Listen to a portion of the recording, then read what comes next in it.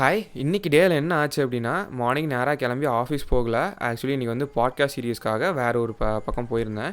So அங்கே போயிட்டு அங்கே பெங்களூரோட சன்ஸ்டோன் ரீஜனல் ஹெட் ஒருத்தர் இருக்கார். ஸோ அவர் கூட தான் இன்றைக்கி வந்து நமக்கு பாட்காஸ்ட் செஷன் இருந்துச்சு. ஸோ அவங்களோட ஒரு ½ அன் ஹவர் பாட்காஸ்ட் செஷன் முடிச்சதுக்கப்புறமா எனக்கு அந்த இடத்துல 2 பிஸ்னஸ் கிடச்சிது. ஒன்று வந்து அவங்க புதுசாக வாங்கியிருக்க இன்ஸ்டியூஷனுக்கு நான் அவங்கள்ட்ட ஆன்போர்டாக இருக்க 500 ஸ்டூடெண்ட்ஸுமே வந்து டிஷர்ட்ஸ் வந்து மேக் பண்ணி கொடுக்கணும், 2 விதமாக மேக் பண்ணி கொடுக்கணும்னு சொல்லி கேட்டிருக்காங்க. ஸோ அதெல்லாம் என்னன்றது நான் அடுத்த வீடியோவில் சொல்கிறேன்.